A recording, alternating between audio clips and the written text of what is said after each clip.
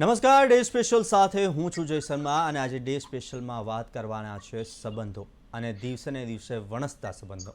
કેમ કે હાલ ઘણા સમયથી આપણે જોઈએ છીએ કે ઘરેલું હિંસામાં વધારો જોવા મળી રહ્યો છે. ખાસ કરીને પતિ અને પત્નીના કિસ્સાઓ જે પ્રમાણે સામે આવ્યા છે. ગુરુગ્રામમાંથી એક કિસ્સો સામે આવતો અને ત્યારે બીજો એક કિસ્સો ચંડીસરમાંથી પણ સામે આવ્યો છે કે જેમાં પત્ની ઉપર જે જુલમ વરસાવવામાં આવ્યો છે. અને ગુરુગ્રામની ઘટનાથી તો આપ સૌ કોઈ વાકેફ છો કે તેમાં એક પત્નીને જીવતી સળગાવવામાં આવી છે. આવા ઘણા કિસ્સાઓ વધી રહ્યા છે સમાજની અંદર. એની પાછળના કારણો શું છે? જો આપણે સામાન્ય રીતના જોવા જઈએ તો તેમાં આર્થિક કારણો હશે અને ખાસ કરીને એકબીજા ઉપરનો વિશ્વાસ હવે દિવસે ને દિવસે ઘટી રહ્યો છે. તેની પાછળના કારણો શું છે? સોશિયલ મીડિયા સાથે સંકળાયેલા અનેક વર્ઝન્સો અને ત્યારબાદ આવે છે પારિવારિક કલેશ. અને આ બધા કિસ્સા વધવાના કારણ શું છે તે વિશે ચર્ચા કરીશું આજે ડે સ્પેશિયલમાં. અને આ ચર્ચા કરવા માટે આપણી સાથે જોડાયા છે સોનલ જોશી, એડવોકેટ છે, પરિમલ આસ્તિક, કાઉન્સિલર. સોનલબેન, પરિમલભાઈ, આપનું સ્વાગત છે. પરિમલભાઈ, હાલ જે પ્રમાણેના સંબંધો વણસી રહ્યા છે એક બાદ એક કિસ્સા સામે આવી રહ્યા છે.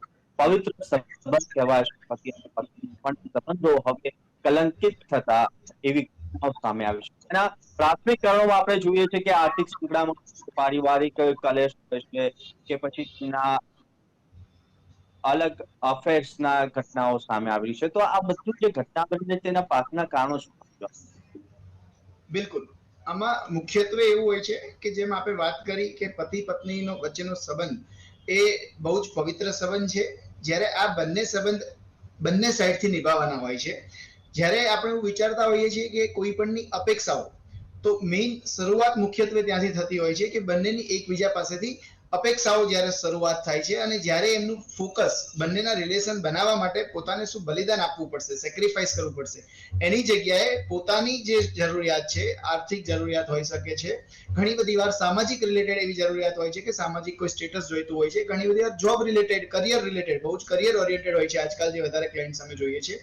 આ જરૂરિયાતના કારણે ક્યાંય ને ક્યાંય એકબીજાની અપેક્ષા પૂરી નહીં કરી શકવાના કારણે, વધારે એકબીજા પાસેથી અપેક્ષાઓ દિવસે ને દિવસે વધતી જવાના કારણે ક્યાંક એવી સ્થિતિ આવે છે કે જેમાં એ સંબંધો વણસતા જાય છે અને ત્યારથી શરૂઆત થાય છે કે એકબીજાની ખામીઓ, એકબીજાની ભૂલો કાઢવી, ટીકા ટિપ્પણી શરૂ કરવી. અને આ આગળ જતા જતા એવી વધતી જાય છે કે જેમ રિસન્ટ આપે એક ઘટના બતાવી ત્યાં સુધી પણ ઘણીવાર પહોંચતી હોય છે, જ્યારે માણસનું એંગર મેનેજમેન્ટ, એના પર એમનો કંટ્રોલ નથી હોતો, કે જ્યારે એમને એ નથી ટ્રિક્સ ખબર હોતી કે આ પર કેવી રીતે કામ કરી શકાય, જેનાથી અગેન અમે મારા રિલેશન ને આ અમારી હાલમાં જે રૂટીન કંઈ પણ ઇન્સિડન્ટ્સ બન્યો છે કે મારી એક્સપેક્ટેશન્સ પૂરી નથી થઈ, તો એની અસર એના પર રિલેશન પર ના આવવા દઈએ. તો મુખ્યત્વે આ કારણો વધારે હોય છે.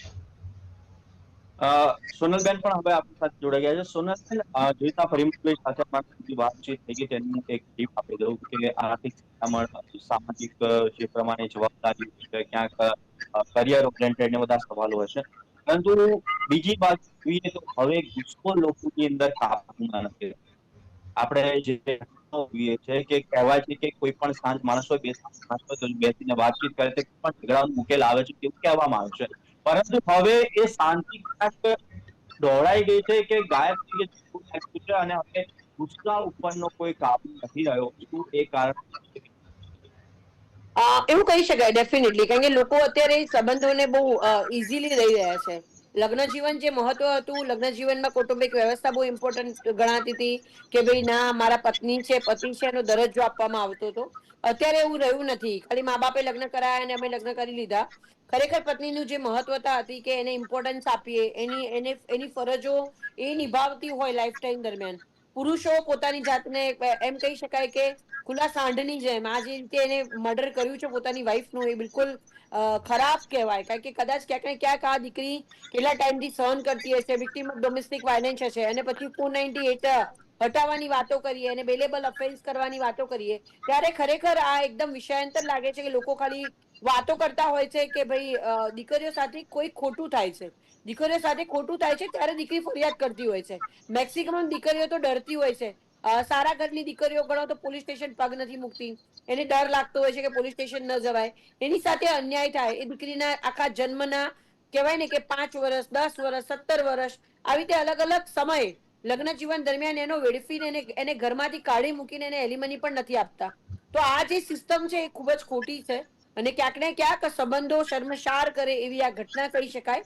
અને ખરેખર લોકોએ ભણશે નહીં તો ચાલશે, કોઈ એન્જિનિયર નહીં બને, ડોક્ટર નહીં બને તો ચાલશે, પરંતુ ક્યાંક ને ક્યાંક ઘરમાં સંસ્કારો કેવી રીતે મળવા જોઈએ અને સંબંધો કેવી રીતે સાચવવા, પતિ પત્ની ખરેખર આ એક સબ્જેક્ટ તરીકે ભણાવવામાં આવે અને નવી એક એમેન્ડમેન્ટ લાવવામાં આવે અને કૌટુંબિક વ્યવસ્થા કેવી હોવી જોઈએ, પતિ પત્નીનું સન્માન એકબીજાનું કેવી રીતે કરવું, ઘર કેવી રીતે ચલાવવું, આ વસ્તુઓ બહુ પ્રેક્ટિકલી ચલાવીશું તો જ કદાચ આ પૃથ્વી પર નો એક આધાર છે આ વસ્તુ. એમાં ભારતીય સંસ્કૃતિ તો સૌથી મેઇન ઇમ્પોર્ટન્ટ છે જે કુટુંબ વ્યવસ્થા પર ચાલે છે.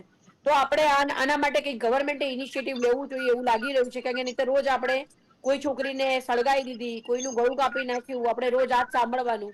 દીકરીઓ ઉપર જ આવા અત્યાચારો કરવામાં આવે છે, કારણ કે દીકરી શારીરિક રીતે કમજોર હોય છે, માનસિક રીતે એને મેન્ટલી ડિપ્રેશનમાં એને ટોર્ચર કરીને એને માનસિક રીતે પતાઈ દેતા હોય છે. એટલે આ જે ઘટના બની છે ખૂબ જ ખોટી છે અને હવે નથી ભણાવવું કઈ, કદાચ વિકાસ નહીં થાય ને તો ચાલશે, પરંતુ આવી રીતે જે દીકરીઓની જે હત્યાઓ થઈ રહી છે એ ચાલી શકે એમ નથી. સોનલબેન, તમે એક વસ્તુ કીધી, પત્ની સંબંધી અને પતિ પત્નીએ એકબીજાની આમની જાળવી છે. ક્યાંક એવું નથી લાગી રહ્યું કે જે તમે કુટુંબની વાત તો હવે કુટુંબ આપણે વસુદેવ પરંતુ ધીરે ધીરે એ ખૂબ નાના માતા કહેતા હોય તેમને 3 કે 2 દીકરા હોય, જે દીકરાનું ઘર અને એક નાના ફેમિલી તરફ ગયા છે કે પતિ પત્ની અને તેમનું બાળક આ રીતના રહેતા હોય છે. તો શું આ બધા કારણો, પણ જયારે આપણે જોઈએ કે જોઈન્ટ ફેમિલીની અંદર 10-12 કુટુંબ હોય ત્યારે આ પ્રકારની ઘટનાઓ ખૂબ ઓછી છે, પણ હવે અલગ અત્યારે આ ઘટનાઓ વધી ડેફિનેટલી અગર જોવા જઈએ તો એવું છે કે જોઈન્ટ ફેમિલી હોય એને ઇમ્પોર્ટન્ટ પહેલા વધારે આપવામાં આવતું હતું, પણ જોઈન્ટ ફેમિલીની અંદર પણ એવું થાય છે કે ઘણી વખત સાસુ જે હોય છે એ પોતાનો પતિ એટલે એનો સારી રીતે ન રાખતો હોય તો પોતાની વહુને પણ એવી જ રીતે રહે, એને બહાર ફરવાને લઈ જવાની, એને ખવડાવવાને લઈ જવાની. અમે આ જમાનાના હતા, આ એરામાં હતા, અમારામાં તો હતું જ નહીં, શેનું બહાર જવાનું. મારી પાસે એવા કિસ્સા આવતા હોય કે 2-2 વર્ષ 3-3 વર્ષના લગ્ન જીવન થઈ ગયું, ક્યાંય બહાર ફરવા બી ના લઈ ગયા હોય. એટલે આ પણ ખોટું છે. ખરેખર જોઈન્ટ ફેમિલીની હું હકદાર છું. જોઈન્ટ ફેમિલી હોવી જોઈએ કે જેના કારણે કોઈ પણ ઝઘડો થાય છે તો બધા ભેગા મળીને ક્યાંક ને ક્યાંક સમાધાન કરવાનો પ્રયત્ન કરે અને કોઈ આવી ઘટના ન બને. પરંતુ સાથે એ પણ છે કે જે બાળકો છે, જે આપણા બાળકો છે, યંગ બાળકો છે, એ લોકોને એમની જીવન જીવવાની સ્પેસ પણ આપવી બહુ જરૂરી છે અને મા બાપે એમને અલગ મૂકવા જોઈએ. થોડી એક જ ઘરમાં રહેતા હોય પણ એમનું ઇન્ડિપેન્ડન્સ એમને મળવું એ ખૂબ જરૂરી છે. સામે બાળકો પણ મોટાઓની આમન્ય મર્યાદા રાખે એ પણ બહુ જરૂરી છે. આ બધી જ વસ્તુઓ શીખવાડવી ખૂબ જરૂરી છે. જો આ શીખવાડવામાં આવે તો ઘણો ચેન્જીસ આવી શકે એમ છે. આવું કરવું પડશે, અધરવાઇઝ કદાચ આમ કહી છે કે કૌટુંબિક વ્યવસ્થાનો નાશ થઈ જશે. દીકરીઓ ઓલરેડી એટલી કંટાળી છે કે લગ્ન કરવા માંગતી નથી, છોકરાઓને છોકરીઓ મળતી નથી, છોકરીઓની ઓલરેડી અછત છે. એટલે આ જે સમાજમાં કદાચ એવું કે બેલેન્સ બગડવાનો એક બહુ મોટો સંકેત કહી શકાય. પરિમલભાઈ, સૌથી પહેલા હવે વાત પરિવારની અંદર પ્રેમ કરતા દ્વેષ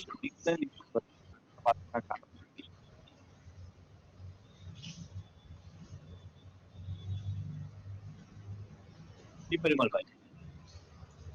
જી, જેમ સોનલજીએ વાત કરી કે આ સૌથી મોટું ઇમ્બેલેન્સ થઈ રહ્યું છે કે મેઇન આનું કારણ એક જનરેશન ગેપ છે કે હવેની જે જનરેશન છે એની કમ્પેરિઝન તમે ક્યાંય પણ આગળની જનરેશન સાથે કરો છો કે એમણે એમનું જીવન, દાંપત્ય જીવન કેવી રીતે જીવ્યું છે અને હાલના લોકો કેવી રીતે જીવી રહ્યા છે અથવા એ કેવી રીતે જીવવા માંગે છે, તો એ જેવી રીતે જીવવા માંગે છે એમાં ક્યાંક નાના મોટો જેમ કે ટેકનોલોજીકલ રોલ છે ત્યાં તમે એડવાઇસ કરો છો અથવા તો એક એપ્રોપ્રિએટ વે કરો છો તો ત્યાં જ એ એક્સેપ્ટેબલ હશે, જેમાં તમે એક એમના ફોનના યુઝને લિમિટ કરવા માટે ક્યાંક સલાહ સૂચન આપતા હોય. પણ જો ઇન્ટરફિયરન્સ એક હદથી વધારે થતું હશે તો ઓબ્વિયસલી કોઈ પણ એલ્ડરનું એક્સેપ્ટન્સ લેવલ ત્યાં ઘટતું જશે અને ત્યાં એમનું રિસ્પેક્ટ ક્યાંય ને ક્યાંય એમને એવું લાગશે કે એમનું માન સન્માન હણાઈ રહ્યું છે. તો આવા કેસીસમાં સૌથી પહેલા એકબીજાને સમજવા માટે જ હંમેશા અમે રિલેશનશિપમાં એ વાત કરતા હોઈએ છીએ કે એ સૌથી વધારે જરૂરી છે. અને આજકાલ કોઈ પણ વસ્તુ મોંઘી ગિફ્ટ કે વધારે આપવા કરતા એકબીજાને સમય આપવો, એકબીજા સાથે સંવાદ થવું એ સૌથી વધારે જરૂરી છે, જેથી સમજ ઊંડાણપૂર્વકની થશે. અને સાથે જ સેક્રિફાઈસ, જે પહેલા પણ કહેવામાં આવતું કે સૌથી મોટી સહન શક્તિ, પણ પહેલા કદાચ એ સ્ત્રી માટે વધારે વપરાતું હતું, આજે બંને માટે બહુ જરૂરી છે કે બંને માટે સહન શક્તિ સૌથી વધારે જરૂરી છે કે જે પણ બંનેના 70% એકબીજાના કામકાજ, વિચારો, લાઇક્સ ડિસલાઇક્સ બંનેને ગમે છે, ફાવે છે અને જે 30% નથી એને સ્વીકારીને કેવી રીતે એડજસ્ટ થવું એ આજે દરેક પુરુષોએ પણ સૌથી વધારે સમજવાનું જરૂરી બની ગયું છે. તો આજે જે આવો કિસ્સો બન્યો છે એ બિલકુલ ક્યાંય પણ આવી આપણને નાની કોંડી પણ ઘટનાઓ ધ્યાનમાં નહીં આવે.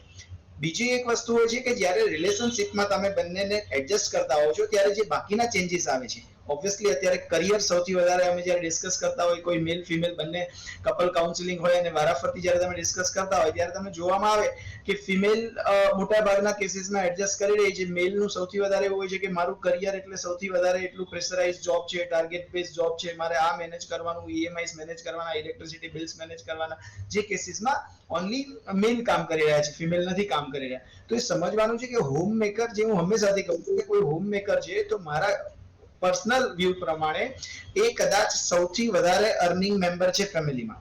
તો એ સૌથી વધારે મેનેજ બધું જ કરી જ રહ્યા છે. તો એ કેસીસમાં એમણે એમના કરિયરને જે પોતાના માઇન્ડસેટમાં હાવી બનાવી દીધું છે, બહુ જ મોટો રોલ આપી દીધો છે કે હું બહુ મોટું કામ કરી રહ્યું છું. તો સમજવાનું છે કે જે 10 કામ કે 100 કામ ફિમેલ હોમ મેકર કોઈ ગૃહિણી કરે છે, એમાંનો 10મો ભાગનું કામ તમે કરી રહ્યા છો, જે તમારું કરિયર છે. હવે એ સિવાયની વાત કરો કે બાકીના 9 કામમાં તમે ક્યાં ક્યાં તમારો હાથ બટાઈ રહ્યા છો, ક્યાં ક્યાં તમે યોગદાન આપી રહ્યા છો.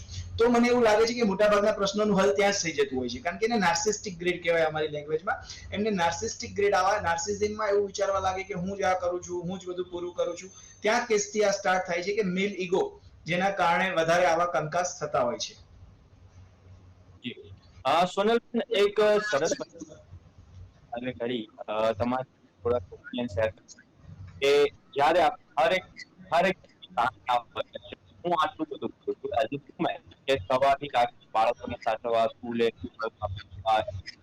પછી એ તમામ આપણને ખબર પ્રકારના હોય કામો. બીજી તરફ જો આપણે એઝ અ પુરુષોનું વિચારીએ તો સવારે ઉઠવું, થઈને ઓફિસે જવું, ઓફિસનું કામ કરવું અને ઘરે પરત ફરવું, કે થોડી વાર ફ્રેન્ડ સાથે થોડો ટાઈમ કરીને ઘરે.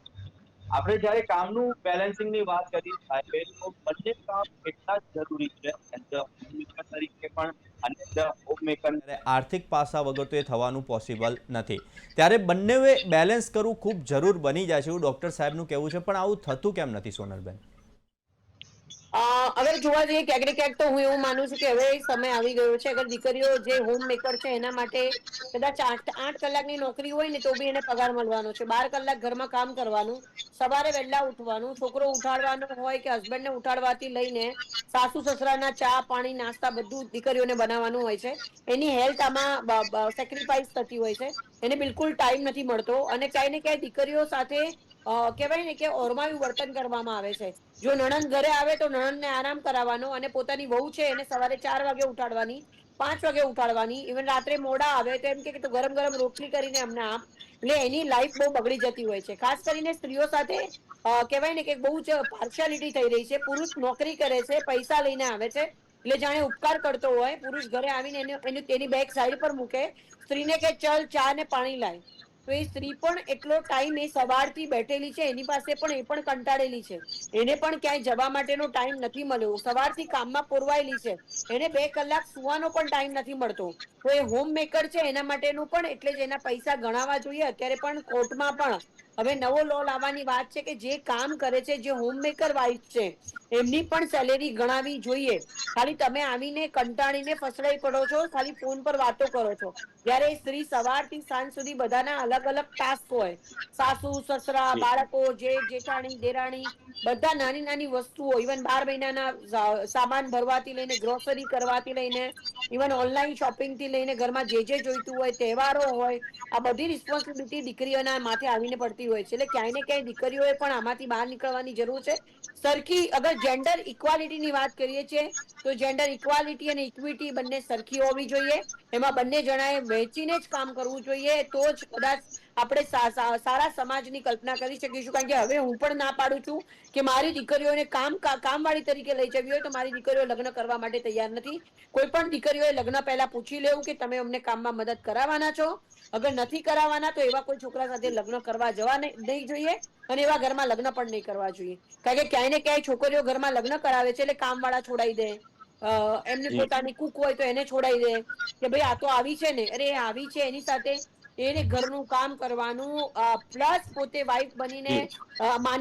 કહેવાય ને આમન્ય જાળવીને શારીરિક રીતે પણ એનો ઉપભોગ એનો પતિ કરવાનો જ છે. એટલે દીકરી સવારથી ઉઠેલી રાતે 12-1 વાગ્યા સુધી એની હાલત બહુ ખરાબ થઈ જતી હોય. એટલે હવે ઇક્વાલિટીની જરૂર છે ને હવે ઇક્વાલિટી 100 વર્ષ રાહ નહીં જોવાય. હવે સમય થઈ ગયો છે કે હવે અમને અત્યારે જ ઇક્વાલિટી જોઈએ છે. સરખું કામ થાય તો વાત અલગ છે, બાકી લગ્ન જ ન કરવા જોઈએ. આપણે જે પ્રમાણે વાત કરી અને સોનલબેને બી જે પ્રમાણે વાત કરી, તમામે તમામ સાથે રાખે હવે કેવો કિસ્સો સામે આવ્યો છે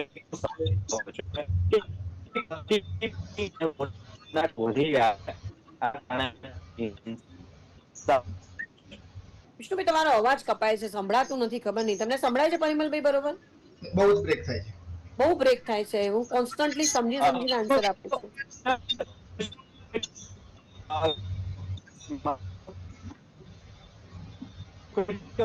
આવી રહ્યો છે આપને? નથી આવતો બરોબર, ક્લેરિટી નથી. એક્ટિવિટી થોડીક સ્લો છે એટલે પરિમલભાઈ, અત્યાર સુધીમાં આપણે જે પ્રમાણે વાત કરી, સોનલબેને બી જે પ્રમાણે વાત કરી, તો આ જે ઘટનાઓ બની રહી છે તેની પાછળના ઘણા બધા કારણોની વાત કરી આપણે. ઘરેલું હિંસા જે વધી રહી છે, ઘર કંકાસ થઈ રહ્યો છે, અને હાલ લોકો પોતાની ઉપરનો ગુસ્સો છે ને એ ક્યાંક ને ક્યાંક આપણે જોવા જઈએ તો હવે લોકો પાસે પેશન્સ